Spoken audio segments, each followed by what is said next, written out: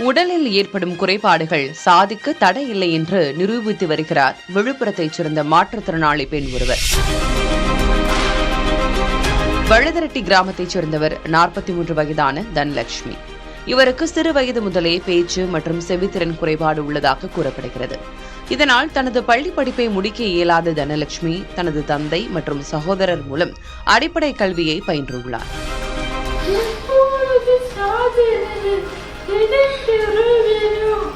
பிறகு ஏதாவது ஒரு துறையில் சாதிக்க வேண்டும் என முடிவெடுத்த அவர் தனது 23வது வயதில் ஓவியம் வரைய ஆரம்பித்துள்ளார்.